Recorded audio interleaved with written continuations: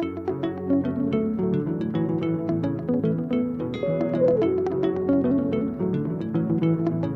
name's Dr. James Nyirenda. I'm an obstetrician gynecologist. I'm coming from Zambia. I work at a provincial hospital in Northern Province. That's one of the 10 provinces of our country. So this provincial hospital is located in a district called Kasama. And in this hospital, we see quite a lot of women with problems of infertility. Hence, I was recommended for this training by the national level to come and do this training, so that when I go back, we can see how we can improve the care of women with infertility in our province. Yeah, so the major challenges we have in our country with regard to infertility is that, first of all, our country currently only has 2 IVF centers, or centers that deal with infertility. One in our capital city in Lusaka, and the other one in the Copper Belt in Kitwe. Yeah, so from that background, you can tell that access to infertility is quite low. So these are 2 IVF centers catering for a population of about 18 million population as a country. So therefore, having 2 centers, the whole country, meaning there is very low access to fertility services for these women. In addition, these are centers that are owned by private sector. So when it comes to costs, most of the women that have access to these centers are those that from the affluent community, so those that can afford, meaning they're less privileged. Like for instance, in the province where I work, almost zero. They do not have access to these services of infertility because one of the cost, and also 2 of the distance, for instance, to travel from our province, which is Northern Province, to go to the nearest, which is in Lusaka, is about 1,000 kilometers away. So that would take almost a whole day traveling, and when you add the cost, so almost impossible for a woman who's not working to access these services, or a couple, for that matter, to access these services. So many of those are the challenges. Hence also the benefit of this training, because after this training, definitely we're going to increase in terms of options of treatment. Now we're going to add the aspect of IOI in addition to what was being given, which was just timing intercourse. So it will, I think, be a game changer for us in our hospital after this training. So as a country, like I mentioned, we only have 2 private IVF centers, and we do not have any public infertility centers. So having said that, in the public hospitals, therefore, we are limited in terms of the options that we have in terms of treating these women who come, or treating these couples who come with fertility problems. So the available options in terms of treatment for these couples that come in our centers, mainly it's if it's a female factor, those with maybe having problems with their hormones, those we can provide some medical treatment to those women having some problems with their hormones.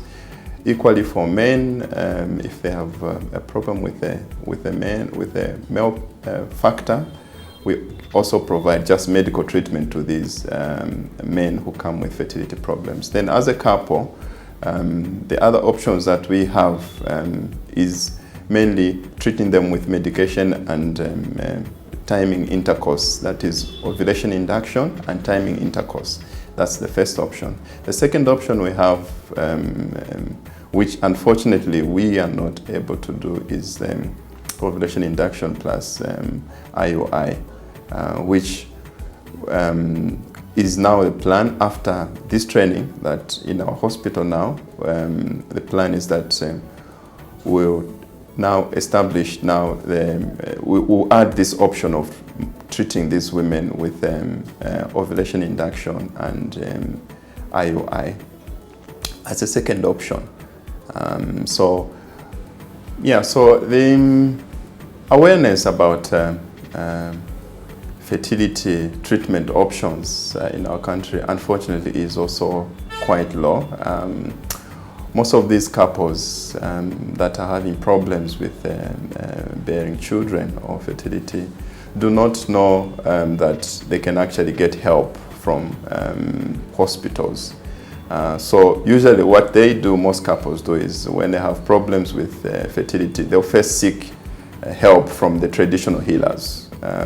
These are local people within the villages mostly, who try and do whatever they can to do, of which most of never works, and they'll do all sorts of things and take all sorts of concoctions until maybe so many years of trying and struggling. That's when some of them get wind of that they can actually seek help from hospitals. That's how come they come to hospitals. So in addition, we see that most of these women or should I say couples that have challenges having children, they are usually stigmatized in the community because, especially for women, if a woman does not have a child, they are not considered as a woman enough. So these are women that are stigmatized and who have low self-esteem. If there are activities going on in the community, these are women that will be neglected because they think this is not a woman enough. They will not be consulted for any issues within their community because they are not considered as being a parent or women enough because they have no children. Yeah, so my expectation from this training was mainly to have a comprehensive understanding of how to approach a woman or a couple, should I say, that are having a challenge with bearing children. So this entails how to properly get a history of a couple having fertility issues, how to investigate them, this couple with the fertility issues, and then what is the best approach to this, having had a history and investigation and coming up with a diagnosis. What will be the best approach to this couple or woman or a husband or a man who has come with a problem of fertility? So those were my expectation, and also with the minimum equipment that we have in our public hospitals, what treatment can we provide to this couple with the minimal basic equipment that we have? So I was expecting to gain this information from this training.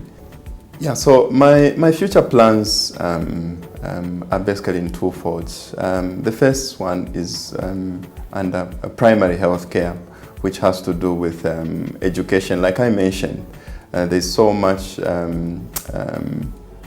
lack of knowledge in terms of availability of treatment for women having, or for couples having fertility challenges in the hospital. So my plan is that when I go back, we'll see how we can enhance health education in the community on the availability of infertility treatment in the hospitals. Yeah, so I would like to express my sincere gratitude to, first of all, Merck Foundation for giving me this opportunity to come and gain the knowledge that I've gained. It has been an eye-opening experience for me. The knowledge that I've gained from the past 3 months has been will be so useful in my career as an obstetrician, and also not just myself as an individual. The knowledge that I've gained will also be very beneficial to these underserved women that I usually attend to in my hospital, in the provincial hospital.